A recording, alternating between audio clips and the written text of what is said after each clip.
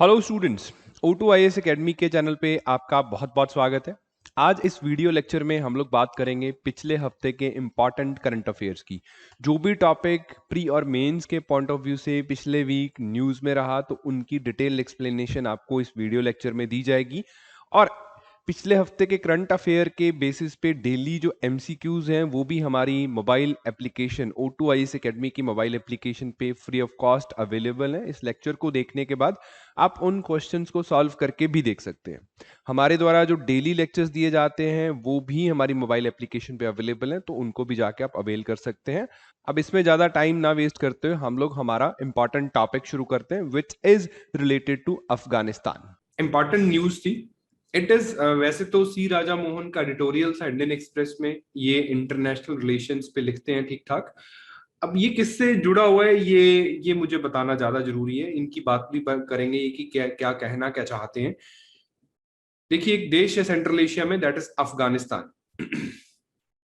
पाकिस्तान का पड़ोसी है, हमारा भी पड़ोसी है अगर पाक ऑक्यूपाइड कश्मीर हमारे कब्जे में आ जाता है दोबारा। अफगानिस्तान, ठीक है, 1970 से लेके अफगानिस्तान में शांति नहीं है। वहां पे सिविल वॉर की सिचुएशन चली आ रही है। सिविल वॉर का कारण भी मैं बताऊंगा।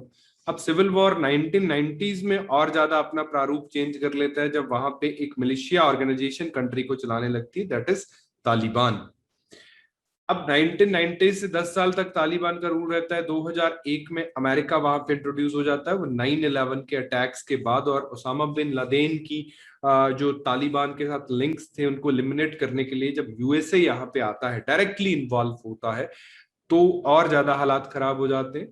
अब 20 साल के बाद अमेरिका अफगानिस्तान को छोड़ के जा रहा है। सिचुएशन वैसी की वैसी बनी हुई है जैसे वो आए थे। तालिबान आज भी क्लेम करता है कि हमारे पास more than 2/3 territory of Afghanistan हमारे कब्जे में है। और अफगानिस्तान की सरकार, जो कि अमेरिका ने 2005 में वहां पे इलेक्शन करवा के बनाई थी, उनके पास ना तो इतनी फोर्सेस है ना ही इतना रिसोर्स है तालिबान जैसी बड़ी मिलिटेंट ऑर्गेनाइजेशन के साथ लड़ने के लिए। सो उस केस में अब बीइंग अ पड़ोसी देश ऑफ इंडिया, और भारत के बहुत सारे इकोनॉमिक इंटरेस्ट्स इन्वॉल्व हैं, ट्रेड से लेके कनेक्टिविटी से लेके स्ट्रेटेजिक इंटरेस्ट अफगानिस्तान में इन्वॉल्व है। वहां पे अशांति होना और वहां पे इस तरीके की मिलिशिया ऑर्गेनाइजेशन के हाथ में पावर आना एक कॉज ऑफ कंसर्न है। उससे भी बड़ा कॉज ऑफ कंसर्न ये है कि अफगानिस्तान पीस प्रोसेस में हमारा कोई स्टेक ना होना। हम हमेशा चाहेंगे कि जब भी अफगानिस्तान में शांति की वार्ताएं हों वहां पे हम भी टेबल पे बैठे। तो राइट नाउ अमेरिका वहां से एग्जिट कर रहा है, और अमेरिका एग्जिट कर रहा है कैसे? वो तालिबान से बातें बूते करके डायलॉग के थ्रू एग्जिट करने की कोशिश कर रहा है, सो दैट कि एक बैलेंस ऑफ पावर वहां पे क्रिएट करा जा सके। They don't want to linger on there because Afghanistan is known as graveyard of empire. 20 साल से वो ऑलरेडी वहां फंसे हुए हैं, कुछ हो तो रहा नहीं। तो उसमें पहले पाकिस्तान हेल्प कर रहा था। अब राइट नाउ टर्की, जो कि kind of Muslim world power बनने की इच्छाएं रखता देश है, टर्की जो है वो इस प्रोसेस में यूएसए के साथ इन्वॉल्व दिख रहा है। टर्की की जो नेगोशिएशंस है वो चल रही हैं। अब सी राजामोहन का ये कहना है कि ये भारत का जो स्टैंड है उसको कहीं ना कहीं प्रॉब्लम में रखेगा। तो मुझे थोड़ा सा एक ओवरव्यू देना है बैकग्राउंड का। यहाँ तक तो मतलब एक बड़ी शैलो सी पिक्चर बनी है कैसे कहानी शुरू हुई। 10 मिनट में कुछ लोगों ने शायद सुनी भी हो कि अफगानिस्तान 1960s या 1960 से 70 तक के टाइम पीरियड में ये मोनार्की हुआ करता था। मोनार्की का मतलब समझते हो? Ruled by a king. यहाँ पे एक एक डायनेस्टी थी, किंग राजा बनता था, फैमिली फ्यूड्स थे, वो रूल करते थे। ठीक ठाक डेवलपमेंट थी, ओके, लिबरल पॉलिसी थी राजा जी की, ठीक चल रहा था। लेकिन ग्लोबल फ्रंट पे 1950s ऑनवर्ड्स एक और ग्लोबल पावर्स की इक्वेशन चल रही थी, जिसको हम कहते हैं, क्या कहते हैं जी? कोल्ड वॉर, शीत युद्ध। ये क्या है? ये दो बड़ी world powers, one was United states of America versus another was USSR, Soviet संघ जिनको बोलते हैं, ये आपस में लड़ रहे थे। अब कोल्ड वॉर इसलिए कहा जाता है कि ये आपस में इनडायरेक्टली लड़ रहे थे। इनडायरेक्टली का मतलब है कि किसी तीसरे देश में जाके एक दूसरे से लड़ लो। जैसे जैसे कि कोरिया, कोरिया में जाओ और वहां पे जो भी फैक्शंस हैं, एक फैक्शन को यूएसएसआर सपोर्ट कर रहा है, दूसरे को यूएसए सपोर्ट कर रहा है, ठीक ठाक लड़ाई हो रही है, north Korea south Korea divide हो गए, वो आज भी लड़ रहे हैं। राइट। जैसे जैसे कि आप और अफ्रीका में चले जाओ, अफ्रीका में कॉन्गो में चले जाओ, राइट, कॉन्गो में भी डिवीजन हुआ है। अब वियतनाम, चलो वियतनाम से तो भागना पड़ा इनको, वियतनाम में चले जाओ, फिर अफगानिस्तान में आ जाओ। तो इस तरीके से बहुत सारी ऐसे कंट्रीज हैं, इवन एरियाज हैं जहाँ पे ये लोग अपनी टांग जो है वो अड़ाते रहे हैं एक दूसरे के साथ। बेसिकली इनका पर्पस था अपनी अपनी आइडियोलॉजी को पूरी दुनिया में फैलाना। यूएसए की आइडियोलॉजी क्या है? पूंजीवाद, कैपिटलिज्म, इकोनॉमिक इंटरेस्ट। और इनकी आइडियोलॉजी क्या थी? आज तो नहीं है, सोशलिज्म, है ना। दोनों अपने आप में अपोजिट विचारधाराएं हैं। अब इन विचारधारा पे किसी दिन और बात करेंगे। अब ये पूंजीवाद है, साम्यवाद है, इतना सा समझिए। अब ये विचारधारा की लड़ाई अफगानिस्तान में कैसे पहुंची? जैसे यूएसएसआर की जो मेन कोशिश थी कि हर एक कंट्री में एक पॉलिटिकल पार्टी हो जो सोशलिज्म को प्रमोट करने की बात करे, कम्युनिज्म को प्रमोट करने की बात करे, जैसा वो कार्ल मार्क्स के आइडियाज थे, जैसा वो लेनिन के आइडियाज थे। सिमिलर पार्टी अफगानिस्तान में भी बनी, इंडिया में भी बनी 1920 में, कम्युनिस्ट पार्टी ऑफ इंडिया 1920 में बनी थी। तो धीरे धीरे जैसे अफगानिस्तान की जो मोनार्की है वो वीक हो रही थी, तो इस पार्टी द्वारा लीड की गई, यानी कि यूएसएसआर द्वारा एडेड पार्टी के लीडर्स ने वहां पे क्या कर दिया जी? कू कर दिया। कू डे टी जिसको बोलते हैं, तख्ता पलट हिंदी में कहा जाता है। यानी कि राजा के जो मेन मेन बंदे थे, या तो मार दिए गए या अरेस्ट कर लिए गए और पावर अपने हाथ में ले ली। तो यूएसएसआर बैक्ड सरकार वहां पे बन जाती है लेट 1960s में। अब ये बात अमेरिका को कैसे हजम आएगी? क्योंकि वो एक और देश है जो सोशलिज्म के चंगुल में आ गया उनके हिसाब से। तो अमेरिका यहाँ पे इनडायरेक्टली इन्वॉल्व होता है। वो इनडायरेक्टली कैसे इन्वॉल्व होते हैं? जो लोकल लोग थे, ऐसे लोकल्स होंगे ना जिनको राजा राजा जी के भक्त होंगे। भक्त तो हर जगह होते हैं, अपने देश में भी है। कोई कांग्रेस का भक्त है, कोई बीजेपी का भक्त है, कोई आम आदमी पार्टी का भक्त है ना। रैशनल वोटर कहाँ होता है? रैशनल फॉलोअर कहाँ मिलते हैं? भगवान को भी हम इरेशनली फॉलो करते हैं। सिमिलरली पॉलिटिकल फिगर्स कहाँ होता है? तो वो जो लोकल लोग थे जो राजा के पक्ष में यानी कि राजा के भगत थे, तो उन्होंने प्रोटेस्ट करना शुरू करा। किसके खिलाफ? जो तख्ता पलट करके सरकार बनी थी नहीं। अब उन प्रोटेस्टर्स को ठीक ठाक अच्छी खासी हेल्प दी जाती है। किसके रूप में? पैसे के रूप में, हथियारों के रूप में, ट्रेनिंग के रूप में। सारा कुछ वहां पे प्रोवाइड करा जाता है। किसके द्वारा? यूनाइटेड स्टेट्स ऑफ अमेरिका के द्वारा। अब अगर आप मैप में देखेंगे तो अफगानिस्तान तो एक लैंडलॉक्ड देश है, और वो टाइम था जब अमेरिका का अफगानिस्तान के बॉर्डर देशों, नदरन साइड पे बॉर्डरिंग देशों के साथ कोई भी ठीक ठाक संबंध है नहीं, और ओशियन के रास्ते वहां पे पहुंचा नहीं जा सकता। तो लोकल ग्राउंड पे हम लोग कैसे आएंगे? कैसे लोकल्स को सपोर्ट करेंगे? तो उसके लिए कोई ना कोई बॉर्डरिंग देश तो इनके पक्ष में चाहिए ना। तो they took the support of the Pakistani government at that time. Pakistan की सहायता से इन्होंने लोकल जो डिसिडेंट ऑर्गेनाइजेशंस थी उनको कंसोलिडिफाई किया। उनमें से सबसे बड़ी जो ऑर्गेनाइजेशन है उसका नाम था मुजाहिदीन। मुजाहिदीन फाइटर्स, इनका कोई उनकी लोकल लैंग्वेज में मतलब फ्रीडम फाइटर ही होता है। मुजाहिदीन फाइटर्स, इनको वो सारा ट्रेनिंग पैसा वैसा प्रोवाइड करा जाता है। उसकी लॉजिस्टिकल सपोर्ट करने के लिए एक बंदा, एलिजली ऐसा बोला जाता है, कुछ रिपोर्ट सजेस्ट करती हैं कि इनकी सारी ये जो अफगानिस्तान के ग्राउंड पे जो सपोर्ट है प्रोवाइड करने के लिए, एक साउदी बिलियनियर जो हथियार वगैरह बेच रहा था वो था ओसामा बिन लादेन। राइट, वो एक अपनी कंपनी या ऑर्गेनाइजेशन चला रहा था जिसका क्या नाम था जी? अल-कायदा। तो ये वो टाइम था जब यूएसएसआर बैक्ड सरकार और अमेरिका बैक्ड मुजाहिदीन fighters with the help of Osama bin Laden and the government of Pakistan एक दूसरे का खून करने पे उतारू थे और लड़ रहे थे।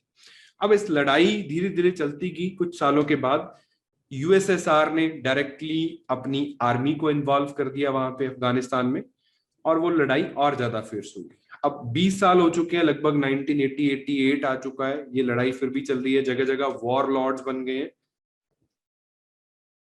वॉर लॉर्ड्स बन चुके हैं। किसी एरिया में कोई वॉर लॉर्ड है जो लड़ रहा है यूएसएसआर की आर्मी के साथ, लड़ रहा है कि हमें अफगानिस्तान को फ्री करवाना है। काफी स्ट्रॉन्ग मूवमेंट वहां पे चल रही है। और हो क्या रहा है बेसिकली? आम लोगों के लिए क्या हो रहा है? डिस्ट्रक्शन हो रहा है, लॉस ऑफ लाइफ हो रहा है, और कोई भी बेसिक एम्यूनिटीज वहां पे डेवलपमेंट के नाम पे कुछ नहीं हो रहा। 1990s जो आया, 1990s में यूएसएसआर के इंटरनल समस्याएं बहुत थी। 1989 में यूएसएसआर ब्रेक डाउन हो जाता है।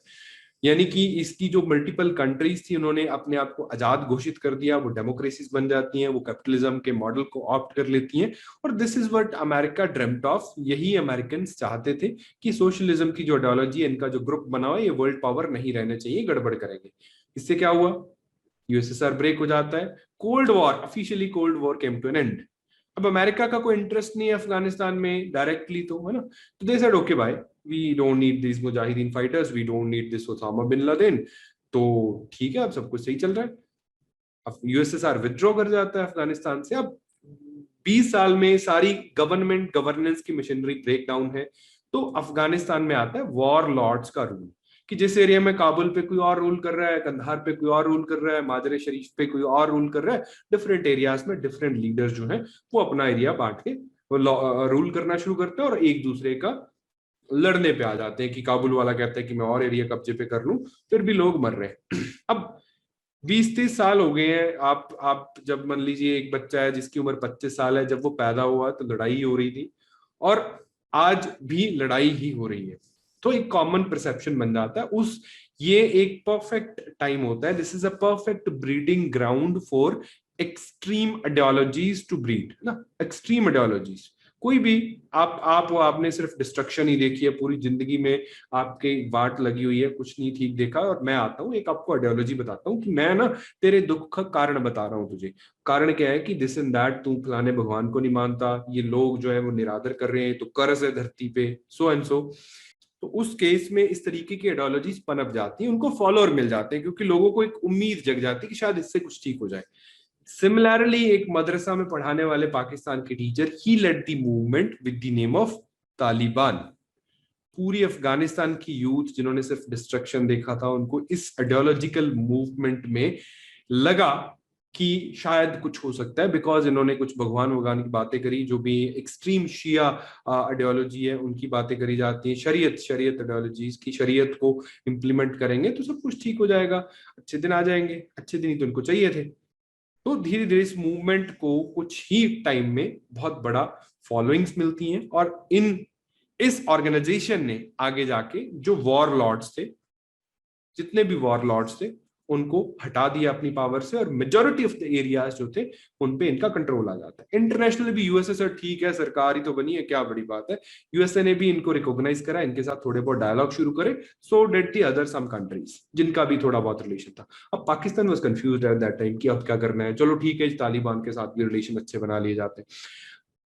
अब ये टाइम जब था, वहां पे अल कायदा के जो भी सरगना थे, ओसामा बिन लादेन, 1990s में जब अफगानिस्तान में बोर होना शुरू हो गए, तो ही वेंट टू अफ्रीका।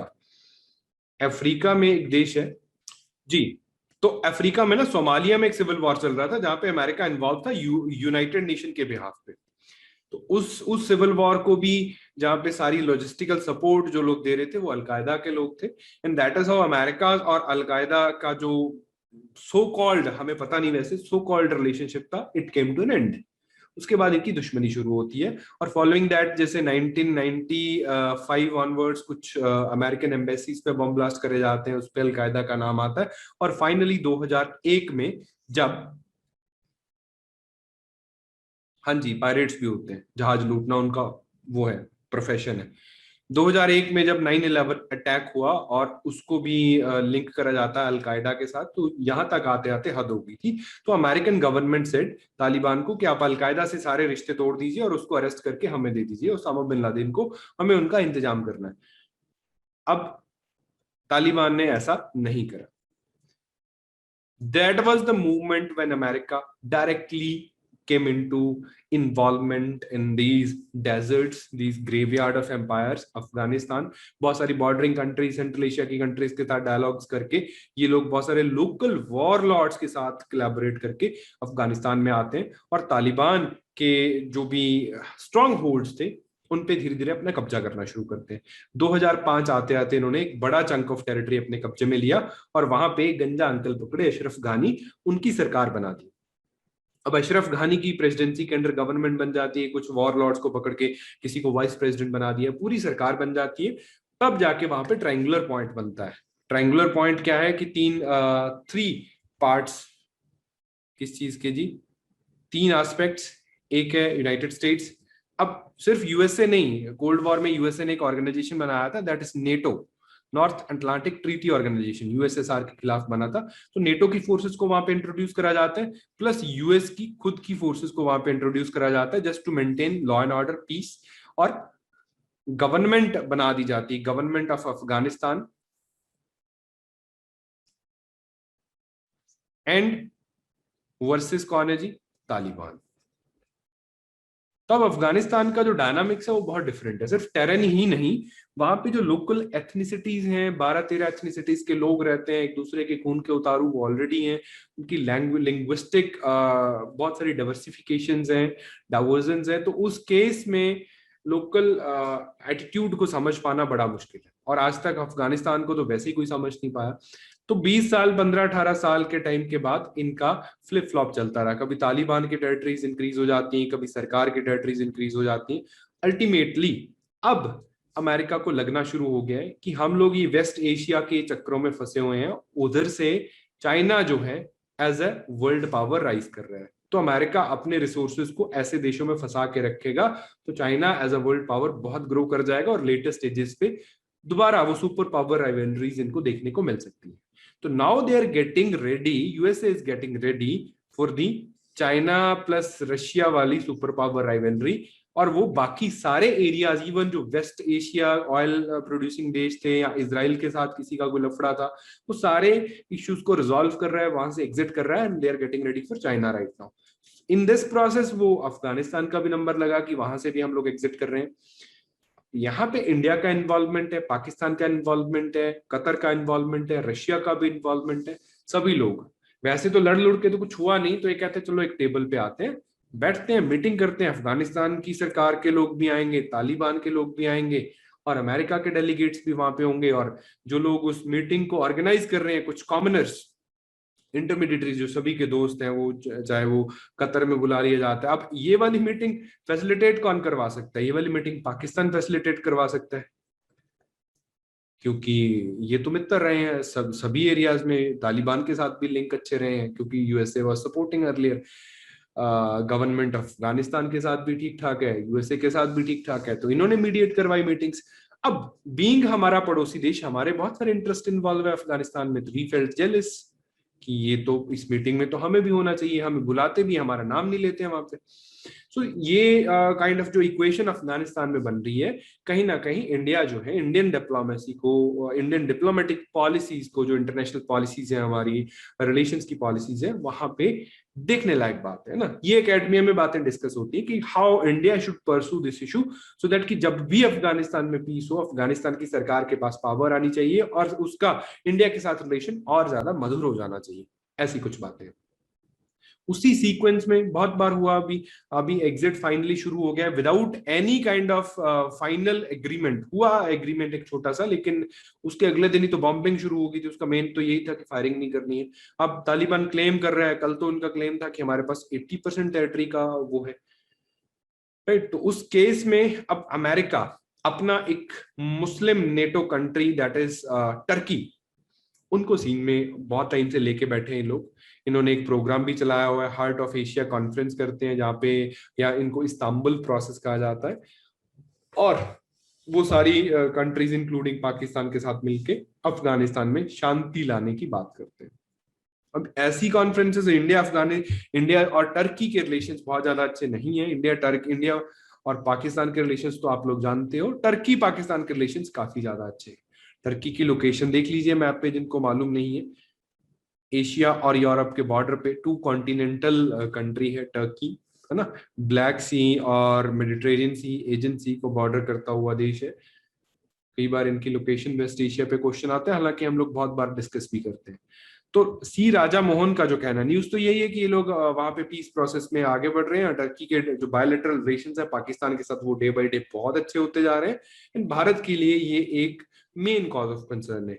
और इससे भी बड़ा कॉज ऑफ कंसर्न ये भी है कि टर्की जो है वो कश्मीर क्वेश्चन पे भी पाकिस्तान का सपोर्टर है इंटरनेशनल लेवल पे, जो कि हमारा एक इंटरनल मैटर है। हम चाहते नहीं कोई भी एक्सटर्नल प्लेयर वहां पे आके टांग अड़ाए, राइट। तो राजा मोहन का ये कहना है कि इंडिया को अपनी जो पॉलिसीज हैं वो आगे इस तरीके से प्रोसीड करनी चाहिए कि टर्की के ऐसे मूव्स जो हैं वो हमें गड़बड़ ना करें, और उनको काउंटर बैलेंस करने के लिए, टर्की को चैलेंज करने के लिए कुछ ना कुछ इंडियन गवर्नमेंट को करना पड़ेगा डिप्लोमेटिक फ्रंट पे। ऐसा नहीं कि हम लोग लड़ाई शुरू कर दें, हमारे वॉर डिस्ट्रॉयर शिप्स वहां पे भेज दें, नहीं, डिप्लोमेटिक फ्रंट पे we have to tackle this issue, this is a challenge right now, है ना। अल्टीमेटली हम चाहते ये हैं, हमारा अफगानिस्तान हमारे लिए इज अ की टू सेंट्रल एशिया, है ना। कुछ बहुत सारी ऊपर जो स्थान है, कजाकिस्तान है, किर्गिस्तान है, तो की टू सेंट्रल एशिया है। अफगानिस्तान के साथ हमारा ट्रेड बहुत अच्छा होता है, कंधारी अनार हम लोग लेके आते हैं, वीट बेचते हैं, स्पाइसेस का ट्रेड है, बहुत सारा है। कल को अफीम लाने लग जाएंगे, मेडिसिन के लिए बड़ा अच्छा काम हो जाएगा अगर शांति आती है, ऑर्गेनाइज होता है। अब तो चलो इलीगली आता है। तो इसके अलावा अगर अगर अफगानिस्तान से रिश्ते और अच्छे होते हैं तो स्ट्रेटेजिकली पाकिस्तान को कॉर्नर कर सकते हैं हम लोग। दूसरा है कि चाइना को अगर यहाँ पे साथ ले आए तो जो चाइना पाकिस्तान इकोनॉमिक कॉरिडोर पाक ऑक्यूपाइड कश्मीर से होके जा रहा है, उसको हम लोग अफगानिस्तान के रास्ते भी चाइना को कन्विंस कर सकते हैं कि भी अफगानिस्तान हो जाए, तो हम भी उसका पार्ट बन जाएंगे, इंडिया को एक इंफ्रास्ट्रक्चरल नेटवर्क मिल जाएगा, और हमारा जो सोवरेनिटी का इशू है चाइना पाकिस्तान इकोनॉमिक कॉरिडोर के साथ, वो भी नहीं रहेगा। तो काफी सारे एस्पेक्ट्स हैं, उनका एक ही प्रीकर्सर है कि अफगानिस्तान में शांति होनी चाहिए, और लोगों को लगना चाहिए कि हमने भी कुछ ना कुछ किया है यहाँ शांति लाने के लिए, और अफगानिस्तान की गवर्नमेंट इस बात को एक्नॉलेज करे। ये इसको लेके इशू चल रहा है। तो वो सारे तिगड़म, इंडियन टीवी सीरियल वाले तिगड़म भी हमें यहाँ पे लगाने पड़ेंगे, सास बहू वाले। तेल ने तो लोगों का तेल निकाल रखा है जी। अब तेल की ही खबर है, ओपेक का आउटपुट पैक्ट प्रपोजल है, Organisation of Petroleum Exporting Countries OPEC का नाम है, और इनका जो फिलहाल के लिए अभी आया है, they have signed an agreement. OPEC की कंट्रीज जो है वो 2 साल का एग्रीमेंट था कि क्रूड ऑयल की प्रोडक्शन को ये लोग कट करेंगे। अब वो 2 साल होने को है, तो बाकी जो कंट्रीज हैं वो इसकी प्रोडक्शन शुरू कर रहे हैं कि इंक्रीज, धीरे धीरे हम लोग प्रोडक्शन दोबारा शुरू कर लें, क्योंकि देश कुछ गरीब भी है, उनको भी पैसा चाहिए, तेल बेचना बहुत सारा। तो उसको लेके ना अभी इनका प्रॉपर प्रपोजल जो है वो डिलेड चल रहा है।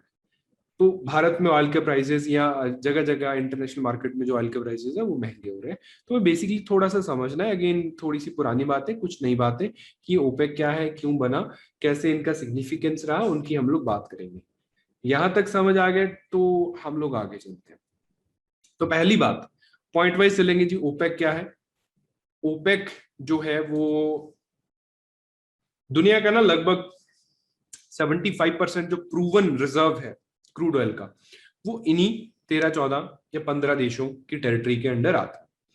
1960s का टाइम था। 1960s, ये जो वेस्ट एशिया की कंट्रीज हैं, वेस्ट एशिया ये वाली रीजन ना, अरेबियन पेनिनसुला के वो शेख लोग हैं, तो ये थोड़े अनपढ़ टाइप हुआ करते थे, मतलब बहुत खतरनाक कोई डेवलप कंट्रीज नहीं थी ये। और यहाँ पे जो ऑयल का काम है वो सारी यूरोप की कंपनीज ऑयल एक्सट्रैक्शन किया करती थी। इनको बोलते थे seven sisters. Seven sisters European companies. अब 1960s में इनको लगता है शेखों को कि यार ये हो रहा है हमारे साथ धक्का, हमारा ही मिनरल रिसोर्स ये निकाल के लेके जा रहे हैं और हमें कुछ ज्यादा मिल नहीं रहा। तो 60s तक आते आते इनमें या तो किसी देश में डिक्टेटर आ चुका था, किसी में कोई सरकार बन गई थी, थोड़ा कंसोलिडिफाई हो ही चुके थे।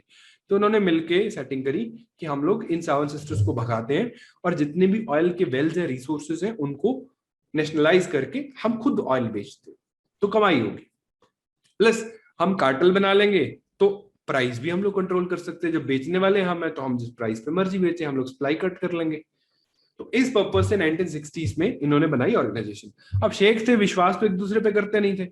5-6 देश थे, ईरान था, इराक था, लीबिया था, वेनेजुएला, एक एक लैटिन अमेरिकन कंट्री थी, ऐसे लीडर्स थे। तो एक ग्राउंड पे इकट्ठे होने का मतलब ये है कि एक दुश्मन देश में जाना, अब ईरानियन लोग इराक में जाएंगे या वाइस वर्सा, तो दिक्कत होगी। तो उन्होंने बोला कि हम ना वैसे घूमने फिरने का शौक रखते ही हैं, तो हम एक यूरोप में जाके हेडक्वार्टर बनाते हैं। तो वीना सिटी है जी ऑस्ट्रिया में, वहां पे इन्होंने इनिशियली एक छोटा सा हेडक्वार्टर सेटल करा, किराए पे ऑफिस लेके। That is OPEC. मुझे नहीं पता किराए पे लिया था या नहीं, जस्ट मजाक कर रहा हूँ। तो ओपेक, इसका जो सेक्रेटरीट है मेन, वो वीना ऑस्ट्रिया में। अब इसका मतलब ये नहीं कि ऑस्ट्रिया एक मेंबर कंट्री बन जाता है, इसका नहीं। वैसे घूमने फिरने का शौक रखते थे यूरोप में, तो उन्होंने वीना ऑस्ट्रिया में, एक कॉमन ग्राउंड भी हो गया कि सभी लोग वहां पे आ सकते हैं। उसके लिए एक ऑर्गेनाइजेशन का हेडक्वार्टर बनता है। धीरे धीरे इस ऑर्गेनाइजेशन में बाकी ऑयल प्रोड्यूसिंग कंट्रीज भी जुड़ जाती है। सबसे बड़ा ऑयल प्रोड्यूसर कौन है जी अभी? Which country has maximum oil production per day? It's Russia. तो रशिया को छोड़ के, रशिया ओपेक का मेंबर नहीं, रशिया को छोड़ के सबसे बड़ा जो मेंबर ओपेक में है वो है सऊदी अरेबिया। सऊदी अरेबिया है। अगर मैं अफ्रीका की बात करूं तो अफ्रीका में नाइजीरिया है, काफी बड़ा ऑयल प्रोड्यूसर है। सो एंड सो वेनेजुएला है लैटिन अमेरिका में, वो इसका मेंबर हुआ करता था। इनिशियली वेनेजुएला के हालात ठीक थे, अभी उनकी इकोनॉमी बिल्कुल कोलैप्स कर गई है। उसका कारण है, बाद में पड़ेगा। तो धीरे धीरे इनके साथ लोग जुड़ते गए। इनका पहला काम जो था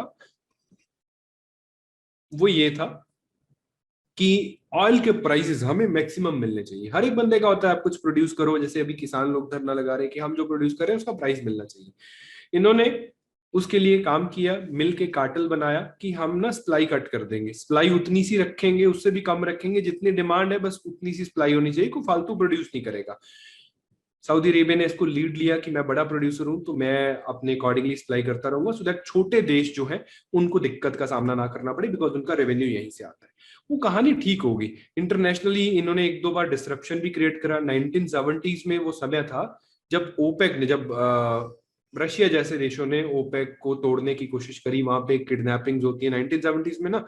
वीना में 70-80 लोग बैठे थे, तो एक किडनैपर घुस जाता है, कार्लोस के नाम से एक रशियन माफिया था। उन्होंने सारे बंधक बना के रखे 4-5 दिन के लिए। फिर 4-5 लोगों को साथ लेके, जो भी इनको फिरौती में पैसा मिला वो लेके जहाज पे उड़ जाता है, और फिर पता नहीं कहाँ गायब हो गया, पकड़ा नहीं गया था बहुत लंबा समय तक।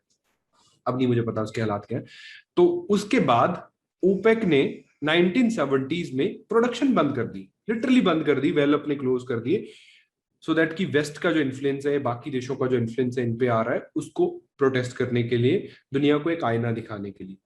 वो टाइम था जब पूरी दुनिया में महंगाई बहुत ज्यादा बढ़ गई थी और रिसेशन आ गया था 1970s में। इसको ओपेक क्राइसिस कहते हैं। तो that was the movement when people felt कि ये तो सिग्निफिकेंट है, इनका तो सिग्निफिकेंस है। That was the movement then the world power started looking for the oil, started looking for the countries, weak political countries, है ना। अमेरिका ने धीरे धीरे आते आते 1980s 90s में क्या किया है, कभी अफ्रीका में आके टांग अड़ा दी कि यस चलो तुमको आजादी दिलाते हैं, सो इन्होंने एक बार फील करवाया। और यही वो टाइम था जब दुनिया में पहली लिथियम आयन बैटरी बनी थी।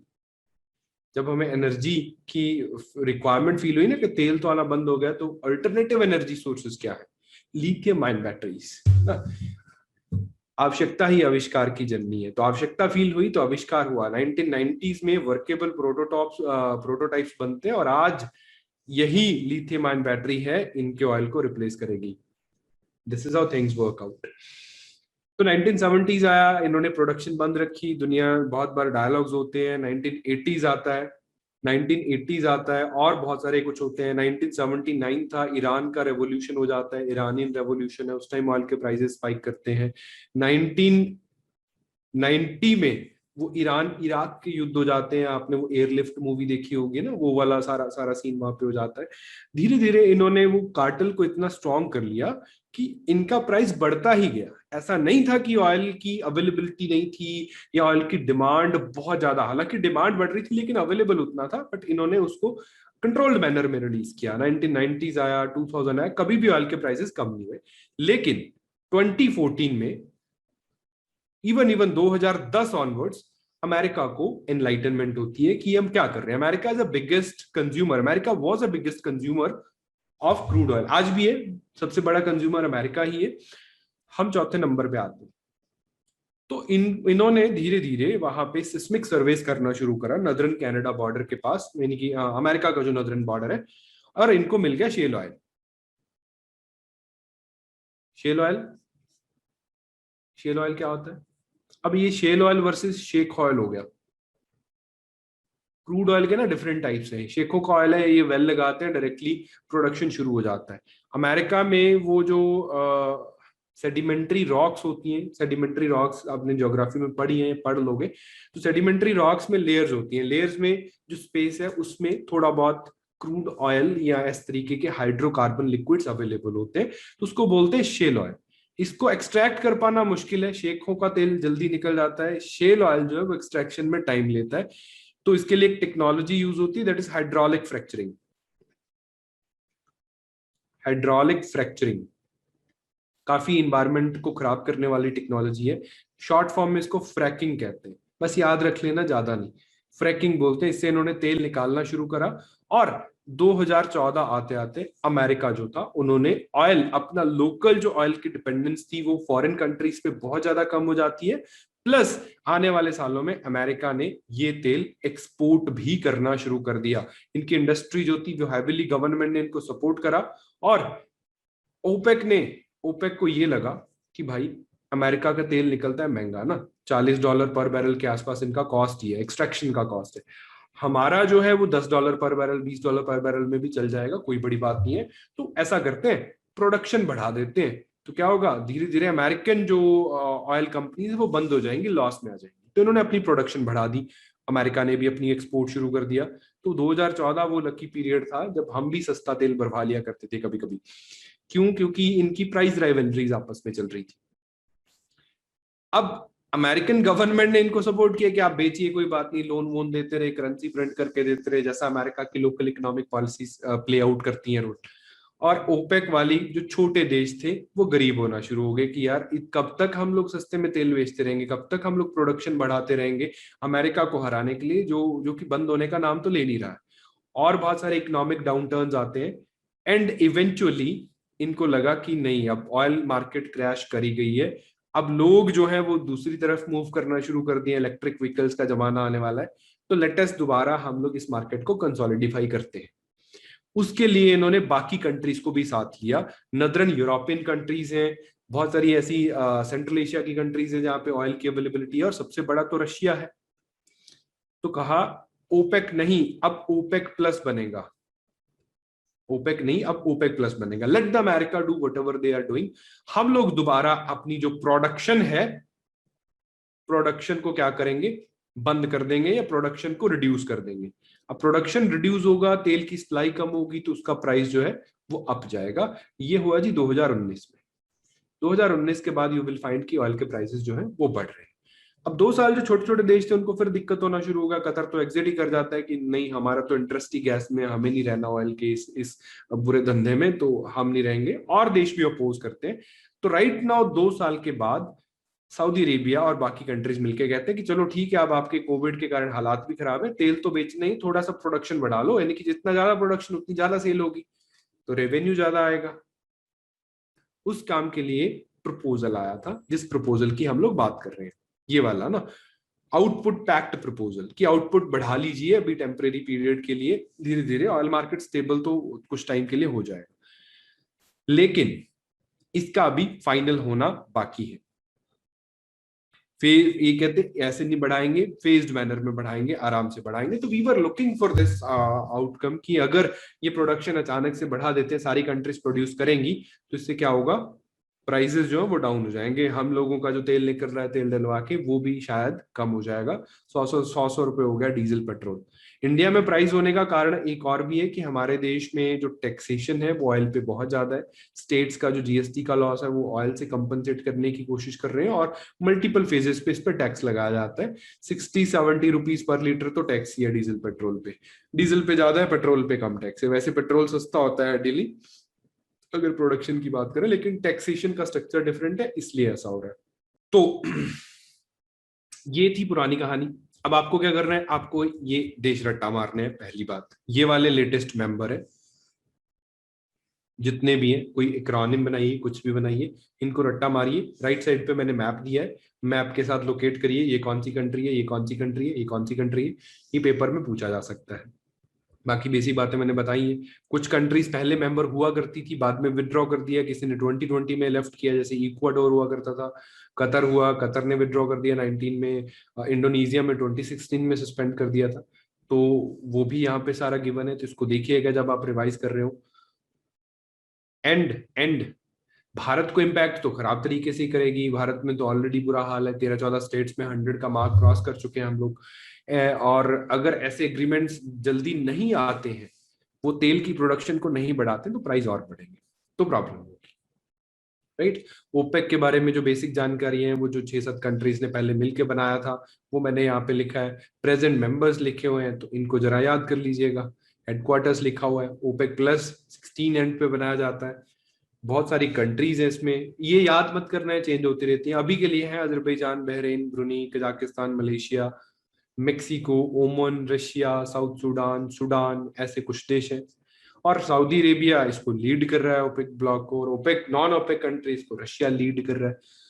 अब बात यही है कि इन्होंने, इनका जो मेन मोटिव है वो ये है कि तेल का प्राइस मैक्सिमम रहे सो दैट इनकी इकोनॉमीज को फायदा हो। और हमारा मोटिव, मोटिव तो क्या, हमारी तो विशफुल थिंकिंग है, हम ये चाहते हैं कि इनकी आपस में बने ना, और ये अपनी अपनी प्रोडक्शन जारी रखें सो दैट की दुनिया में डिमांड तो अब कम ही हो रहा है ऑयल का डे बाय डे, हम लोग ऑल्टरनेटिव एनर्जीज पे मूव कर रहे हैं तो हमारी जेब थोड़ी सी कम फटे। एक और भी बात है ना, ऑयल पे हमारा इंपोर्ट डिपेंडेंस बहुत है। मान लीजिए 80% ऑफ इंडिया का ट्रांसपोर्ट जो है वो लिथियम आयन बैटरीज पे हो जाता है, ईवी व्हीकल्स पे हो जाता है, तो क्या भारत का जो इंपोर्ट का बिल है वो कम हो जाएगा? ओवरऑल एनर्जीज इंपोर्ट का बिल नहीं कम होगा जी, बिकॉज अभी एज ऑफ नाउ बैटरीज जो है वो लिथियम बैटरीज बन रही हैं, और पहले हमारे पास ऑयल नहीं था, अब हमारे पास लिथियम के रिजर्व्स नहीं है। ऑयल हम लोग वेस्ट एशिया से इंपोर्ट करते हैं, लिथियम हम लोग साउथ अमेरिका जैसे वो बोलीविया, अर्जेंटीना, चाइल जैसी कंट्रीज है वहां से इंपोर्ट करेंगे, या ऑस्ट्रेलिया से इंपोर्ट करेंगे, और मोस्ट खतरनाक प्रपोजिशन चाइना से इंपोर्ट करेंगे। तो उस केस में एनर्जी की डिपेंडेंस तो हमारी बनी रहेगी दूसरे देशों पे। अगर कोई बहुत तगड़ा इनोवेशन हम लोग कर लेते हैं, लिथियम आयन की जगह इस तरीके की कोई बैटरी बनाते हैं जिसका रॉ मटेरियल भारत में अवेलेबल है, देन जाके एनर्जी में सेल्फ डिपेंडेंट हम लोग हो जाएंगे। राइट। रॉ मटेरियल, अभी क्रूड ऑयल का रॉ मटेरियल, मतलब पेट्रोल डीजल का रॉ मटेरियल क्रूड ऑयल है, वो इंपोर्ट करते हैं, फिर हम लिथियम आयन को इंपोर्ट करेंगे, तो ये तो चलता रहेगा। जीआई सर्टिफाइड एक व्हीट है, उसकी कुछ शिपमेंट्स को लेकर न्यूज आई थी कि गुजरात से एक जीआई सर्टिफाइड व्हीट है जिसको हम लोग दूसरे देशों में बेच रहे हैं। एग्रीकल्चर एक्सपोर्ट का उदाहरण है, और ज्योग्राफिकल इंडिकेशन का फायदे के उदाहरण है कि ज्योग्राफिकल इंडिकेशन अगर किसी पर्टिकुलर चीज को मिल जाता है तो उसके बहुत सारे लाभ। मैंने पिछली भी बहुत सारी क्लासेस में बताया था कि ज्योग्राफिकल इंडिकेशन ऐसे, these are the kind of community rights, these are the kind of एक पर्टिकुलर एरिया स्पेसिफिक राइट्स, कि एक चीज, अब कोई पर्टिकुलर किसी एक बंदे ने कोई नई इनोवेशन करी है तो उसको तो पेटेंट, कॉपीराइट ऐसा कुछ मिल जाएगा, लेकिन ऐसी पुरानी चीजें जो पूरी किसी एरिया स्पेसिफिक के लिए सिग्निफाइड है, वहीं से उनका ओरिजिन होता है, तो उनका एक यूनिक ब्रांड प्रमोट करने के लिए, उनकी यूनिकनेस को एज अ ब्रांड यूज करने के लिए हम उनको एक टैग देते हैं। वर्ल्ड ट्रेड ऑर्गेनाइजेशन के एग्रीकल्चर के, सॉरी, जो इंटेलेक्चुअल प्रॉपर्टी राइट्स को लेके एग्रीमेंट था ट्रिप्स, उसमें पहली बार ऐसी बातें करी गई trade related intellectual property rights में, और बाद में सभी देशों में इंक्लूडिंग इंडिया में ऐसे से एक्ट पास करेंगे। तो फॉलोइंग दैट भारत में भी ज्योग्राफिकल इंडिकेशन की रजिस्ट्रेशन करी जाती है सेम डिपार्टमेंट के द्वारा जो कि पेटेंट्स वगैरह रजिस्टर करता है। मिनिस्ट्री ऑफ कॉमर्स में department of internal trade and industry जो है वो इनको रजिस्टर करता है। इनकी रजिस्ट्री चेन्नई में सिचुएटेड है। इनका क्राइटेरिया वही है कि ऐसी पर्टिकुलर कोई भी आइटम, चाहे वो खाने वाली है चाहे वो पहनने वाली है, जिसका एक पर्टिकुलर एरिया से संबंध है, जैसे तिरुपति लड्डू बहुत फेमस है, पंजाब में फुलकारी बहुत फेमस है, कुल्लू में शाल बहुत फेमस है, बीकानेर का भुजिया बहुत फेमस है। इस तरीके के बहुत सारे उदाहरण है ना। कुछ फ्रूट्स होते हैं, कुछ ऐसी एम्ब्रॉयडरीज होती हैं, खाने लायक नेचुरल खिलौने हैं, तो वो सारा किसी एरिया स्पेसिफिक का जो सामान है, तो वहां के सेलर्स को एक टैग दे दिया जाता है कि आपका एक ब्रांड नेम प्रमोशन वहां पे हो जाता है। सिमिलरली ये टैग दिया गया था गुजरात में होने वाले एक व्हीट को, भलिया व्हीट, वो स्पेसिफिकली डॉड खानी व्हीट भी इनको बोला जाता है।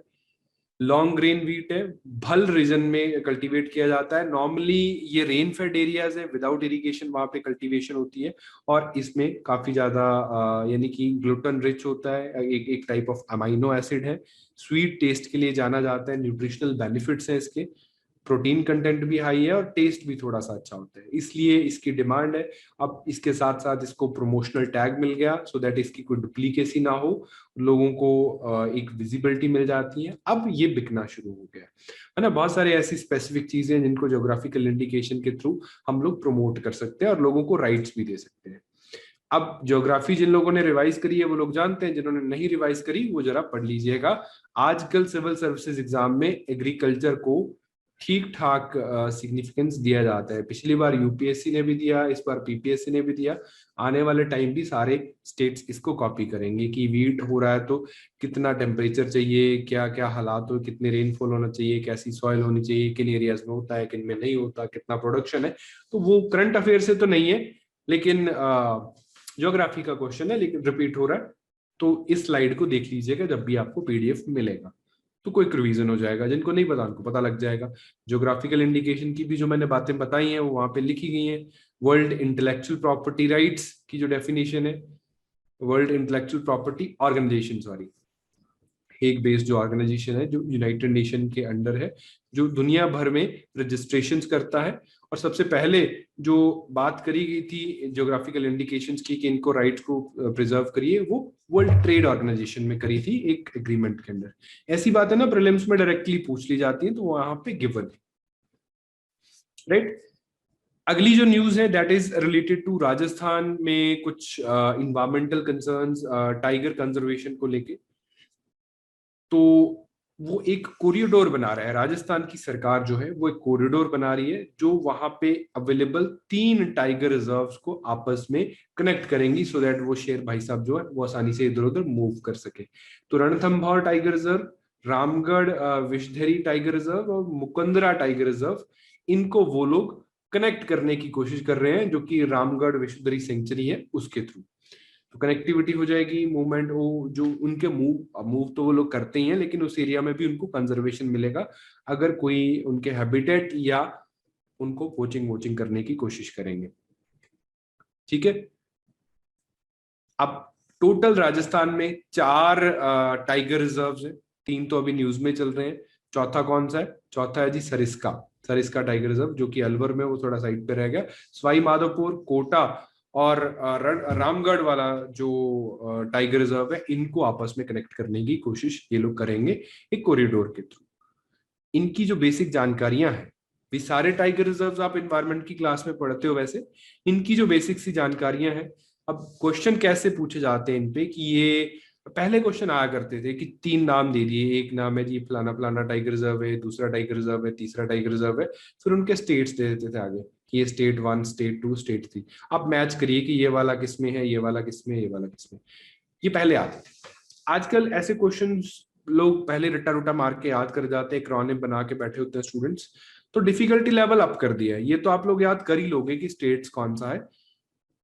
फर्दर क्वेश्चन पूछते हैं। फर्दर क्या पूछेंगे कि वहां पे कैसा जंगल है, कैसा फॉरेस्ट पाया जाता है, ड्राई डिसीडियस फॉरेस्ट है, ये है वो है, कैसी सी कोई कोई स्पेशल ट्री की स्पीशीज वहां पे मिलती है तो नहीं। जैसे पिछली बार क्वेश्चन आ गया था कि सिमलीपाल नेशनल पार्क पे क्वेश्चन आया था उड़ीसा में कि सिंबल ट्री कहाँ मिलते हैं, सिमलीपाल में मिलते हैं, यहाँ वो कैसा है। तो धक ट्री है, जिसको फ्लेम ऑफ द फॉरेस्ट बोला जाता है, कॉमन ट्री स्पीसीज है, रणथंभौर में मिलता है। कईयों में कुछ नदियां गुजरती हैं कि कौन सी नदी यहाँ पे होके जाती है।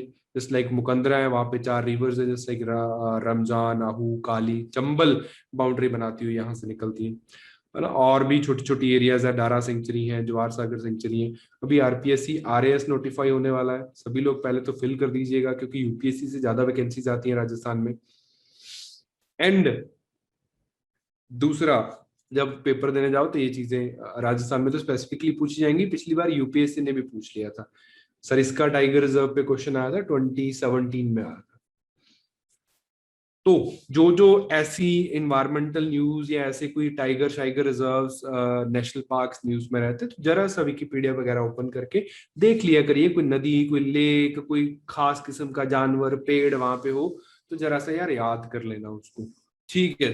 तो अगली न्यूज है कि जो हमारा Indian council of agriculture research है, उन्होंने बना दिया जी एक एंटी मेथेनोजेनिक फीड सप्लीमेंट हरित धारा के नाम से। यानी कि इन्होंने पशुओं को खाने के लिए एक सप्लीमेंट बनाया। वैसे तो हमारे देश में जिम जाने वाले लोग ही सप्लीमेंट अच्छे वाले खाते हैं, लेकिन अब हमारे कैटल्स के लिए भी एक सप्लीमेंट बनाए। और वो ऐसा सप्लीमेंट है जिससे मिल्क प्रोडक्शन तो बूस्ट होगा ही होगा, और ग्रीन हाउस गैसेस के इमिशन भी रिड्यूस होंगे।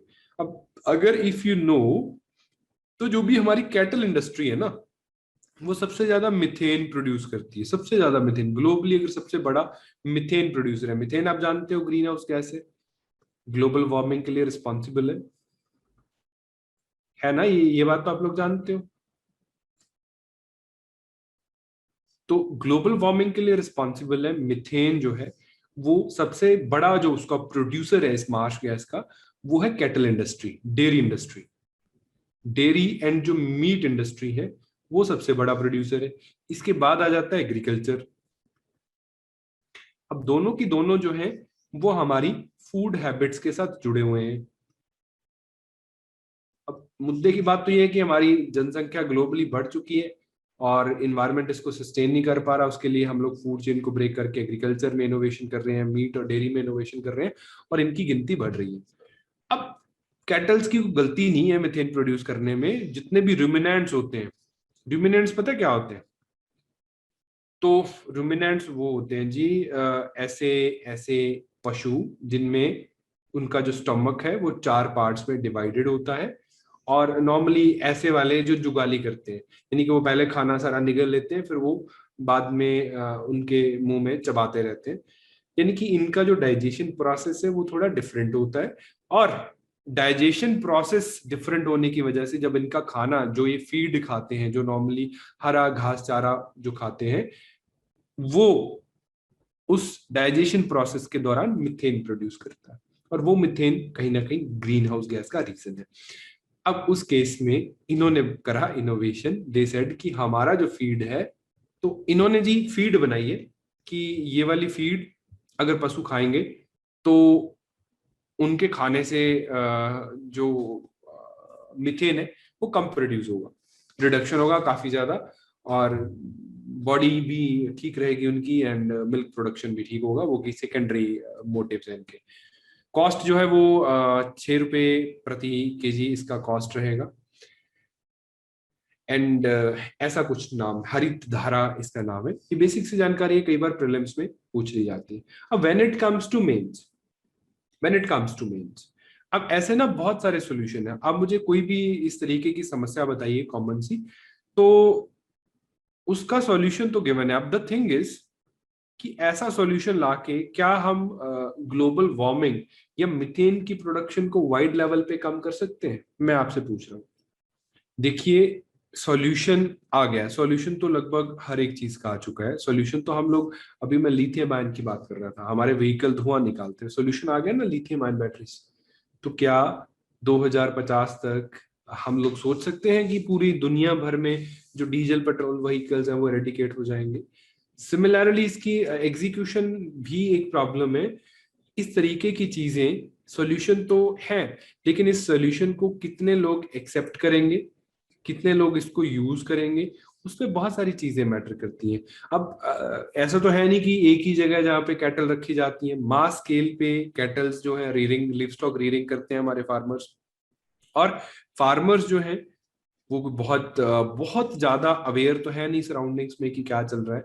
अगर उनको लिंक करेंगे हम, एक इकोनॉमिक लिंकेज इस सॉल्यूशन के साथ दिया जाएगा कि ये जो फीड है ये मार्केट में सबसे सस्ता है, कि आप जो अपने खेत से भूसा वगैरह इनको खिलाते हो उससे भी सस्ता है, या सरकार इस पे सब्सिडी दे रही है।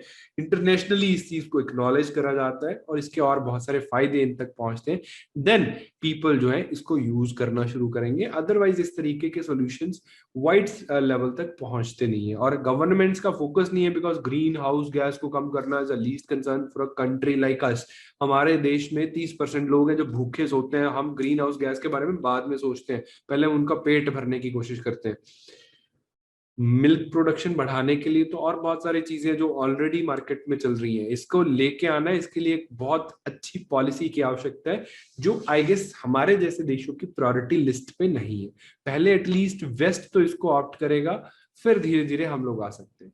पेपर पॉइंट ऑफ व्यू से जरा याद रखिएगा कि ये आईसीएआर ने हरित धारा बनाया था। ये क्या था? ये चारा है, ये फीड है जो ग्रीन हाउस गैस इमिशंस को कम करेगा। हाँ, जब मेंस में ऐसी बातें आती, मैं क्यों बता रहा हूँ कि ये ऐसा नहीं है कि अब 6-8 महीने या 2-10-15 साल में हम लोग ग्रीन हाउस एमिशंस को बंद कर देंगे देश में कैटल इंडस्ट्री में। ऐसा नहीं है। जब हम मेंस में ऐसे सॉल्यूशंस लिखते हैं तो एक आध लाइन से ज्यादा ऐसे उदाहरण नहीं देने होते हैं। है ना, पता लग गया आप 200 वर्ड्स में इसी इसी का रट्टा मार के रो रहे हो कि इमिशन कम हो जाएंगे, गाय ये हो जाएगा वो हो जाएगा, ऐसा नहीं। अच्छी चीज है, लेकिन इसको प्रैक्टिकलिटी में लेके आना मुश्किल है। वही बात है जैसे एक स्विट्जरलैंड की कंपनी है जिन्होंने एक मशीन बनाई है, जो मशीन इन्वायरमेंट में अवेलेबल कार्बन डाइऑक्साइड को अब्जॉर्ब करके ब्रिक्स बना देती है। अब कितने देश हैं जो इस मशीन को यूज कर रहे हैं? क्योंकि इसका कोई इकोनॉमिक लिंकेज नहीं है। अब किस कंपनी को बोलोगे कि भाई तेरा सालाना रेवेन्यू तो 2 करोड़ है, तू 8 करोड़ की मशीन लगा ले? और कितनी सरकार के पास पैसा है जो ऐसी मशीनें जगह जगह लगा के खड़ी करेगी? प्रैक्टिकलिटी नहीं है। सॉल्यूशन तो हमारे पास बहुत सारी समस्याओं का है, प्रैक्टिकलिटी की प्रॉब्लम है। नेक्स्ट जो है, इंटरनेशनल फ्रंट पे एक ऑर्गेनाइजेशन न्यूज में थी, ओआईसी के बारे में पता होना चाहिए, बार बार न्यूज में रहा। इसका नाम है Organisation of Islamic Corporation. Islamic world की अपनी छोटी सी यूनाइटेड नेशन आप मान सकते हो। इनकी पॉलिटिकल ऑर्गेनाइजेशन है, 1969 में बनी थी। 57 जो कंट्रीज हैं वो इनकी मेंबर कंट्रीज हैं, सारी इनकी समिट वमिट्स होती हैं और सारी मुस्लिम कंट्रीज मिलके जाती है। सऊदी अरेबिया में इसका हेडक्वार्टर है। राइट, भारत को भी एक बार गेस्ट ऑफ ऑनर के रूप में 2019 में इन्होंने दुबई में बुलाया था। Right, second largest inter governmental organisation है दुनिया का। इतनी सी बेसिक सी जानकारी आप रख लेना। मेंबर कंट्रीज देख लेना, भारत इसका मेंबर नहीं है। बाकी लगभग अरब वर्ल्ड के देश हैं, वेस्ट एशिया है या सेंट्रल एशिया की मुस्लिम कंट्रीज हैं, नदर्न अफ्रीका की जो कंट्रीज हैं, या 2 कंट्रीज लैटिन अमेरिका की, गुयाना एंड सूरीनेम, और ये सबसे बड़ी सबसे पॉपुलेटेड मुस्लिम देश इंडोनेशिया इसका मेंबर है, या मोजाम्बिक्यू इसका मेंबर है। ऐसे करके थोड़ा सा याद कर लीजिएगा। Cairn India Energy, Cairn India का एक इंडियन गवर्नमेंट के साथ चल रही है डिस्प्यूट, टैक्स को लेकर डिस्प्यूट चल रहा है, तो उसकी बात कर लेते हैं। अब तो ढेर ही हो गया कि इन्होंने भारतीय प्रॉपर्टीज को अपने कब्जे में ले लिया है, क्योंकि वहां के लोकल कोर्ट ने इनको ऑर्डर दे दिया है कि तुम ऐसा कर सकते हो। अब ये जो है ना, ये वैसे दोनों ही अपनी जगह ठीक है, गवर्नमेंट ऑफ इंडिया भी अपनी जगह ठीक है, कैरन इंडिया भी अपनी जगह ठीक है। ये केस है, किस चीज का केस है जी? कैपिटल गेन टैक्स का। कैपिटल गेन्स टैक्स, ये ना एक तरीके का इनकम टैक्स होता है। मान लीजिए ये दो दो तरीके टाइप्स में लिया जाता है। एक इसका शॉर्ट टर्म होता है, एक इसका लॉन्ग टर्म होता है। अलग अलग इसके रेट है। हम चार्टर्ड अकाउंटेंट नहीं बनना चाहते तो इतना नहीं याद करेंगे। शॉर्ट टर्म शायद सुनील जी आए हैं हमारे साथ, सीए भी है क्लास में, तो ये आई गेस 36 मंथ्स तक होता है। ये 36 मंथ से ज्यादा होता है। कोई भी कैपिटल एसेट्स हमारे पास है, हमारे पास प्रॉपर्टी है, शेयर है, बॉन्ड है, अगर हम बेच के उनसे गेन लेते हैं तो उस पर एक टैक्स बनता है, वो हमें पे करना होता है गवर्नमेंट को। अब कैरन एनर्जी जो लिमिटेड कंपनी है, ये कैरन यूके हुआ करती थी पहले, और इनके बहुत सारे इंडिया में एसेट्स थे जिसमें ये बिजनेस ऑपरेट करते थे। इनको लगा कि इन एसेट्स को ना हम दूसरी कंपनी में ट्रांसफर कर देते हैं, जो कि कैरन इंडिया के नाम से इनकी कंपनी होगी, और वो एसेट्स हम लोग ट्रांसफर करेंगे। प्लस एक दो इनकी डील्स हुई थी वेदांता वगैरह के साथ, वेदांता माइनिंग के साथ, उनके एसेट्स भी हम लोग ट्रांसफर करके एक ही होल्डिंग कंपनी बनाएंगे जिसके अंडर इनके एसेट्स रहेंगे। उस ट्रांसफर में, अब वो तो एक ट्रांजेक्शन हुई, ट्रांजेक्शन में बहुत सारी वैल्यूज इधर उधर होती हैं, तो वहां पे इंडियन गवर्नमेंट सेड, इन्होंने बाड़मेर में प्लांट लगाया था, हाँ बाड़मेर में जो ऑयल एक्सट्रैक्शन है वो कैरन इंडिया का ही। बहुत सारे एसेट्स हैं, वो एक एसेट है। इस तरीके के बहुत सारी एनर्जी रिलेटेड प्रोजेक्ट हैं जिन पे इन्होंने काम करा। तो कैरन इंडिया ने बहुत सारे ऐसा कुछ करा। अब भारतीय सरकार ने 2011 में इनको भेज दिया नोटिस कि यार देख, तुम पे बनता है टैक्स, और आप दीजिए कैपिटल गेन टैक्स, क्योंकि बनता है। ये चले गए कोर्ट। कोर्ट कहता आप दिखाइए अपने टैक्स लॉस, और वहां पे ऐसा कुछ लिखा हुआ है कि इन्होंने तो इंटरनली अपने एसेट्स को ट्रांसफर करा है एक कंपनी दूसरे, इन्होंने कौन सा बेचे, तो आप दिखा दीजिए ऐसा किसी लॉ में लिखा हुआ है या नहीं लिखा हुआ। तो पार्लियामेंट सेट की क्या बड़ी बात है, अगले बजट में लिख देते हैं, फाइनेंस बिल तो पास करना है, अगले बजट में इन्होंने लिख दिया। और उसमें एक चीज और लिख दी कि ये जो पर्टिकुलर प्रावधान है वो रेट्रोस्पेक्टिवली भी लागू होगा। ये वोडाफोन का केस भी था, हच इंडिया का भी केस था, हच और वोडाफोन की जो डील हुई थी उसका भी कुछ ऐसा ही सीन था। रेट्रोस्पेक्टिव का मतलब है कि पीछे भी जाके लागू होगा।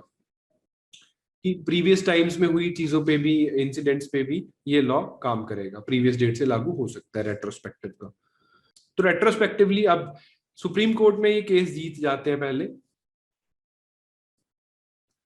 अब सुप्रीम कोर्ट में केस जीता इन्होंने, जज साहब की भी बात ठीक है ना, कोर्ट कहता है कि ठीक है हमने लॉ को इंटरप्रेट करना है, लॉ के हिसाब से तो इन्होंने जुगाड़ ठीक लगाया है, तो ये टैक्स के लायबल नहीं है। तो दूसरा बात आती है कि सरकार की, वो कहते हैं ये कौन सी बड़ी बात है, लॉ तो हम चेंज कर सकते हैं, टैक्स का तो लॉ, उन्होंने अगले साल लॉ चेंज करके दोबारा कोर्ट में पिटीशन डाला, तो इस बार कोर्ट से उठ के हाँ लिखा तो हुआ है, साफ साफ तो लिखा हुआ है, तो आप दीजिए टैक्स। अब मीनवाइल जब ये सारा कुछ हो रहा था, नीदरलैंड बेस्ड ये कंपनी है, तो इंडिया और यूके में एक बायलैटरल एग्रीमेंट हुआ था इन्वेस्टमेंट को लेके, जिसमें एक साफ साफ क्लॉज लिखा हुआ है कि हम ना ऐसे परेशान नहीं करेंगे एक दूसरे की कंपनियों को, कोई इंडियन कंपनी यूके में इन्वेस्ट करती है, कोई यूके की कंपनी इंडिया में इन्वेस्ट करती है, तो ये इक्विटेबल ट्रीटमेंट दिया जाएगा, अनफेयर प्रैक्टिसेस नहीं करेंगे, because this is kind and retrospective, कोई भी लॉ लेके आना इज काइंड ऑफ एन अत्याचार जो नहीं होना चाहिए। अगर आपके लॉज में फ्लॉ है तो आपकी गलती है, लेकिन लॉ वही इंप्लीमेंट होना चाहिए जो as of the time given है।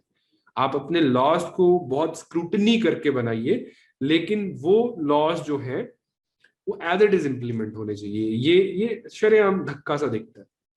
तो अब ये एक ट्रीटी के अंतर्गत भारत में इन्वेस्टमेंट इन्होंने किया था, जिस ट्रीटी की जो डिस्प्यूट रेजोल्यूशन बॉडी है, परमानेंट कोर्ट ऑफ आर्बिट्रेशन है, जो हेग नीदरलैंड में बेस्ड है, कि अगर अगर दो देशों के बीच कुछ होता है तो वहां पे जाके सुलझाया जा सकता है। अब पीसीए में चला गया, जब सुप्रीम कोर्ट में केस आ रहे तो ये पीसीए में चले जाते हैं। पीसीए से यार साफ साफ तो ट्रीटी में लिखा हुआ है कि आप ऐसा थोड़ी ना कर सकते हो, ऐसे थोड़ी ना होता है। तो उसमें हम लोग केस हार गए, और पीसीए ऑर्डर्ड इंडिया की जितने कुछ बिलियन डॉलर हैं जो आप एज एन कॉम्पनसेशन इस कंपनी को पे करोगे। भारतीय गवर्नमेंट से ना ना ना, हम नहीं, ये नहीं हम पे कर सकते ऐसे, मतलब ना, ऐसे कैसे। तो उस केस में अब इनका ऑर्डर था, फ्रेंच गवर्नमेंट के ऑर्डर से इन्होंने वहां पे पेरिस में जो 20 के आसपास इंडियन गवर्नमेंट की एसेट्स थे उनको अपने कब्जे में लेने का प्रोसेस शुरू कर दिया है। That was a news. और as far as these kind of cases, जो केरन इंडिया का केस है या वोडाफोन हच का केस है, ऐसे केस जब जब होते हैं तब तब इन्वेस्टर्स के मन में गलत सेंटीमेंट जाता है हमारी गवर्निंग पॉलिसीज को लेके। इसमें कोई दो राय नहीं है कि हमारे लॉ में एक लूप होल था, वो लूप होल आने वाले टाइम के लिए भरा जाता है। जो एग्जिस्टिंग कंपनी उसको यूज करके गई है वो हमारी गलती है, क्योंकि हमने लॉ बनाते हुए उसको अच्छे से नहीं देखा। ये करते हैं तो इन्वेस्टर्स, आने वाली और कंपनीज 500 बार सोचेंगी कि भारतीय सरकार इतना हरास कर रही है तो हम क्यों वहां पे इन्वेस्ट करें, क्यों ना हम लोग साउथ कोरिया, मलेशिया जैसी कंपनीज में जाएं, तो क्या हो सकता है। तो आज मेजोरिटी ऑफ द आर्टिकल्स ऐसे ही आए थे कि जो इन्वेस्टर सेंटीमेंट है उसको ना खराब करें। ये बिल्कुल हमें टैक्स का जो इवेजन है, जो भी टैक्स का इवेजन है और जो टैक्स का अवॉइडेंस है, दोनों को कम करना है। This is an case of tax avoidance. जब हम किसी देश के लॉ को एक एक वीक पॉइंट को देख के अपना टैक्स बचाते हैं, लीगली तो हम लोग बाहर है लेकिन हमने टैक्स पे नहीं किया, तो वो टैक्स अवॉइडेंस को मिनिमाइज करने के लिए कंपनीज, कंट्रीज को हमेशा अपने लॉज को और अपनी इन्फोर्समेंट एजेंसीज को अप टू डेट रखना होता है। अगर हम नहीं रख पा रहे हैं तो दिस इज आर प्रॉब्लम, और उसका खामियाजा किसी और बंदे को भुगतना पड़े तो वो गड़बड़ है। ओवरऑल इन्वेस्टर सेंटीमेंट खराब होता है। ठीक है जी। अब है एक लास्ट आइस एरिया के बारे में न्यूज थी कि आर्कटिक, आर्कटिक जो है, अंटार्कटिक की बात नहीं कर रहे हैं हम लोग, नदरन पोल की बात कर रहे हैं, आर्कटिक की। वहां पे भी थोड़ा सा एरिया है जो पूरा साल फ्रोजन रहता है, वो भी आजकल मेल्ट होता हुआ दिख रहा है। 2018-19 ऑनवर्ड्स ऐसे कुछ हालात काफी ज्यादा दिख रहे हैं। तो लास्ट आइस एरिया जी ऐसा नदरन एरिया है, कनाडा के किसी प्रोविंस के साथ लगता हुआ, जहाँ पे वो जो ऊपर रहने वाले पोलर बियर है या कुछ इस तरीके की प्रजाति हैं वो रहते हैं। अगर वो मेल्ट हो जाता है तो काफी बड़ा सिग्निफिकेंस इस एरिया की जो इन्वायरमेंट है उस पे आएगा। एंड दो दो स्पीशीज हैं, पोलर बियर्स हैं एंड वेलरूजेस जो है, वो वहां पे रहते हैं, इस एरिया को पर्टिकुलरली यूज करते हैं। 2018 ऑनवर्ड्स वी आर ऑब्जर्विंग कि ये पर्टिकुलर एरिया मेल्ट हो रहा है। और आर्कटिक आज नहीं तो कल इसने मेल्ट होना ही है। नदरन पासेस की बातें हो ही रही हैं कि धीरे धीरे वो टाइम आएगा जब जो शिप्स हैं properly through out the year नदरन passes को क्रॉस किया करेंगे। रशिया के ऊपर साइबेरिया का जो नदरन रीजन है वहां से और कनाडा का जो नदरन रीजन है उधर से नेविगेशन हो जाएगा, और धीरे धीरे जो पर्मा फ्रॉस्ट है, कनाडा के नदरन एरियाज का पर्मा फ्रॉस्ट पता क्या है? फ्रोजन सॉइल मान लीजिए आप। पर्मा फ्रॉस्ट और जो साइबेरिया के रीजन का पर्मा फ्रॉस्ट है या जो नॉर्डिक कंट्रीज के एरियाज का पर्माफ्रॉस्ट है वो मेल्ट हो जाएगा, और उन कंट्रीज का जो हैबिटेबल एरिया है वो बढ़ जाएगा। एक माइग्रेशन ट्रेंड देखने को मिल सकता है आने वाले 60-70 सालों में। जो लोग हैं वो नदरन areas like Canada, Nordic countries, Sweden, Finland, Norway जैसे देश या रशिया, वहां पे बहुत पॉपुलेशन मूव कर सकती है, बिकॉज आज जो उनके हार्श क्लाइमेट के रीजन है, बहुत ठंडे हैं, वो धीरे धीरे गर्म हो जाएंगे और वो एरियाज ठीक ठाक काम करेंगे। नेक्स्ट है जी हमारे जो लॉ मिनिस्टर है रविशंकर प्रसाद, उन्होंने तो टेली लॉ सर्विसेज इन्होंने इंट्रोड्यूस करा। टेली लॉ का मतलब है जी, नॉर्मली आपको वकील की सलाह लेने उसके आमने सामने बैठना पड़ता है, बहुत सारे लोग हैं जो पहुंच नहीं सकते या वकील साहब दूर है, लीगल सर्विसेज, लीगल एडवाइस वगैरह ले नहीं सकते हम लोग। तो इंफॉर्मेशन टेक्नोलॉजी की सहायता से लीगल सर्विसेज अवेल करना इस टेली लॉ, जैसे कि टेली मेडिसिन होता है, अब टेली लॉ भी आ गया। इसके लिए इंडियन गवर्नमेंट ने एक प्लेटफॉर्म लॉन्च किया, एक फ्रेमवर्क बनाया है कि कैसे, और ऐसा सरकार कर क्यों रही है? बिकॉज सभी को लीगल एड प्रोवाइड करना हमारे संविधान में भी लिखा गया है, directive principle of state policy है कि फ्री लीगल एड प्रोवाइड करनी चाहिए, और कहीं ना कहीं इसका आधार आर्टिकल 21 में भी दिखता है, आर्टिकल 14 में भी दिखता है, राइट टू इक्वालिटी में दिखता है, राइट टू लाइफ में दिखता है। तो आर गवर्नमेंट जो है वो कोशिश करती है कॉमन सर्विस सेंटर्स के थ्रू और जो स्टेट की लीगल सर्विस अथॉरिटीज है उनके थ्रू लीगल एडवाइस प्रोवाइड करा जाए। और राइट नाउ टेक्नोलॉजी है तो उसको हम लोग यूज करेंगे, ई इंटरेक्शन को यूज करेंगे। ठीक है, तो ये process is very much simple कि वहां पे लीगल वॉलंटियर्स या पैरा लीगल वॉलंटियर्स को लिया जाएगा जो अपनी एडवाइस देने के लिए रेडी है, और दूसरा जो हमारे सिटीजन लोग हैं जो लेना चाहते हैं तो इनको कॉमन जो सर्विस सेंटर बने हुए हैं, जैसे सुविधा सेंटर स्टेट्स के द्वारा बनाए जाते हैं बहुत सारी सर्विसेज अवेल करने के लिए, वहां पे जाके रजिस्ट्रेशन करना होगा, अपना अपॉइंटमेंट शेड्यूल करना होगा, और दी गई अपॉइंटमेंट पे इनका वकील साहब के साथ जो भी पैरालीगल वॉलंटियर है उनके साथ वीडियो इंटरेक्शन हो जाएगा और इनको लीगल एडवाइस मिल जाएगा।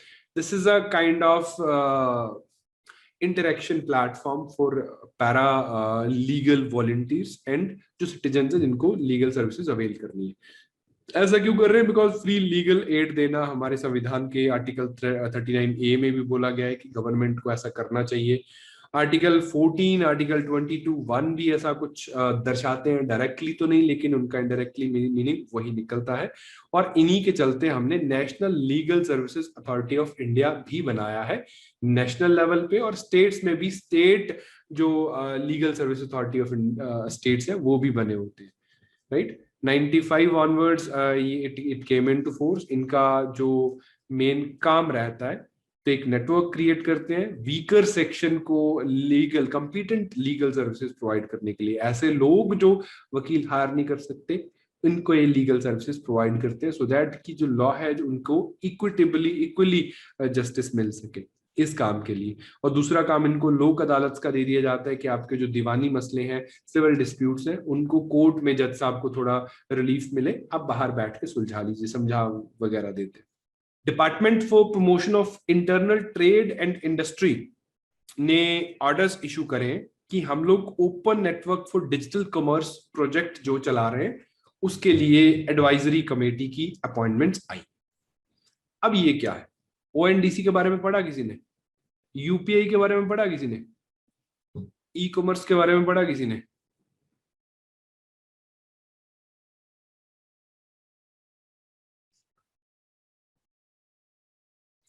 ठीक है, तो इन्हीं तीनों चीजों को पहले यूपीआई, वैसे मैं उदाहरण देने के लिए बोल रहा हूं कि बहुत सारे ना ये न्यूज तो ये है कि अब फ्यूचर जो है वो ई कॉमर्स का है।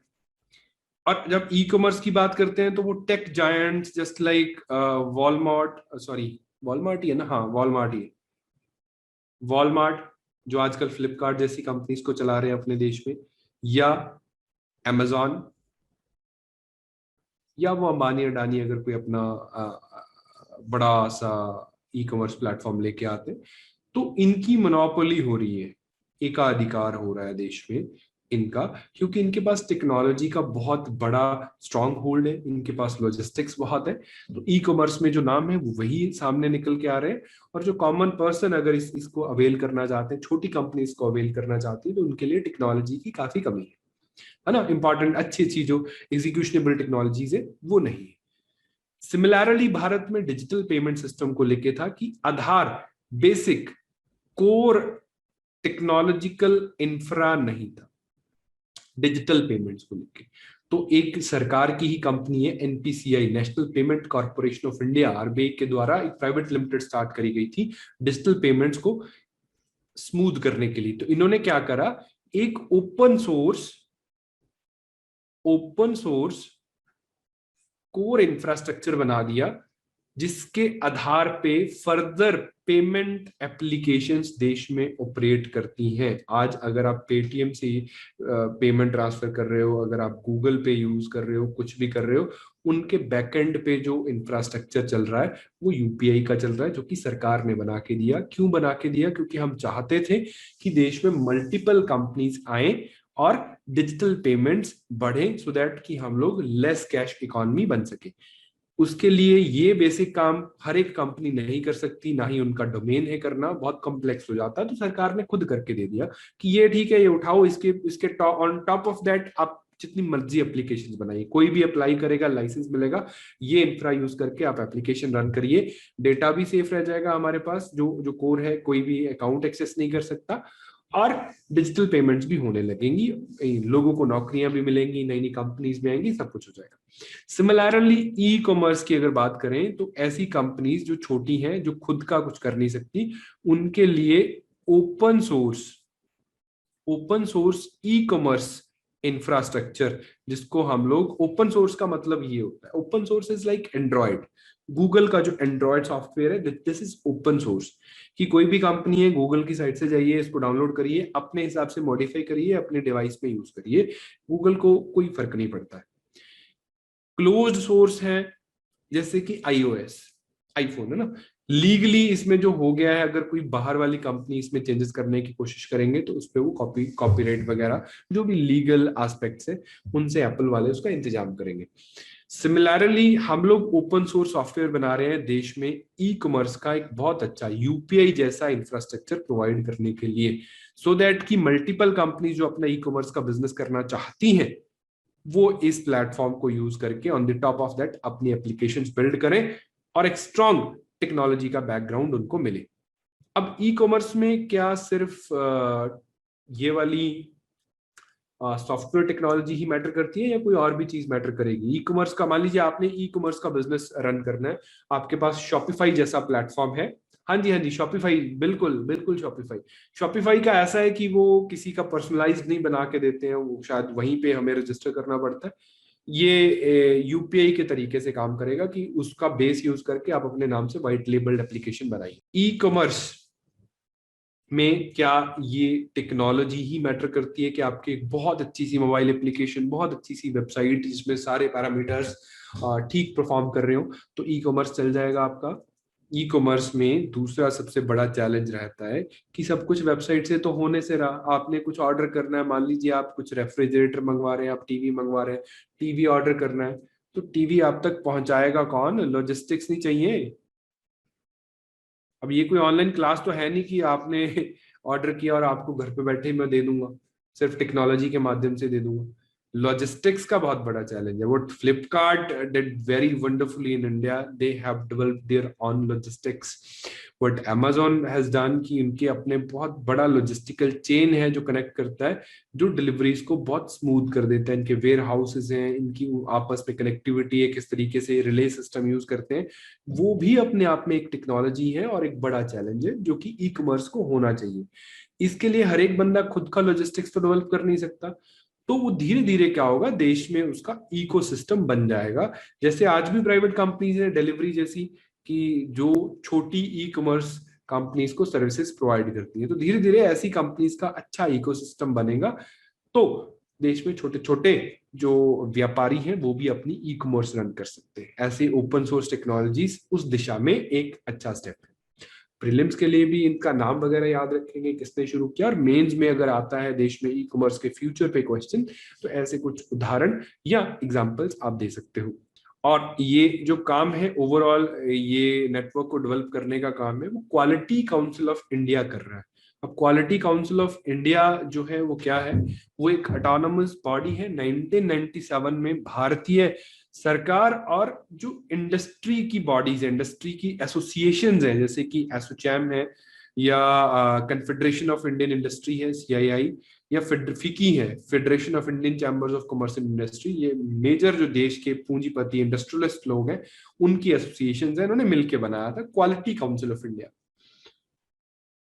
तो ये इस पर्टिकुलर चीज को आगे कर रहे हैं। और department of promotion of industry and internal trade जो है वो भी इनके साथ इन्वॉल्व है। चेयरपर्सन जो है प्राइम मिनिस्टर के द्वारा अपॉइंट करा जाता है बाय द रिकमेंडेशन ऑफ जो इंडस्ट्री है वो रिकमेंड करती है, ये एसोसिएशंस रिकमेंड करती है। ये इसके बारे में बेसिक सी जानकारियां हैं, और इस प्रोजेक्ट के बारे में बेसिक सी जानकारियां हैं यहाँ पे गिवन है। मोटी मोटी बात मैंने आपको समझा दी। देखो जी, मार्स पे हम लोग बहुत इंटरेस्टेड है। हो सकता है कि हम लोग कॉलोनाइज ही कर दें, हमारी उम्र में शायद बूढ़े बूढ़े होके हमें भी पता लग जाए कि ये लोग मार्स पे जाना शुरू हो गए हैं, आपके पोते वोते जा रहे हैं, शायद ऐसा कुछ हो जाए। तो मार्स पे बहुत सारी कंट्रीज डिफरेंट अप्रोचेस के थ्रू स्टडी करने की कोशिश कर रहे हैं। कोई ऑर्बिटर भेज रहा है, कोई लैंडर भेज रहा है, कोई रोवर भेज रहा है, बहुत सारा कुछ हो रहा है। भारत का भी जो MOM है वहां पे एज एन ऑर्बिटर घूम रहा है, राइट। नासा के भी काफी सारे, अभी माविन 2020 गया है, इन्होंने लैंड भी करा वहां पे, हेलीकॉप्टर भी उड़ा रहे हैं। सिमिलरली चाइना के अप्रोचेस हैं, यूरोपियन एजेंसीज, जो यूरोपियन स्पेस एजेंसी है, जापानीज स्पेस एजेंसी है, रॉसकॉस्मॉस है, सभी की एक आध अप्रोच वहां पे है। तो जो UAE का होप ऑर्बिटर वहां गया, ये अरब वर्ल्ड का पहला मार्स मिशन था। इन्होंने कुछ बेसिक सी फोटोज वगैरह भेजी हैं, तो न्यूज आ गई। न्यूज क्या है कि दे सेड कि वहां ना ऑरोराज बनते हैं, पूरा मतलब पूरी रात ही रंगीन ही रहता है सारा सिस्टम, तो वो हमें देखना है। आपने ज्योग्राफी में पढ़ा होगा, कॉस्मोलॉजी पढ़ते हुए, ऑरोराज क्या होते हैं?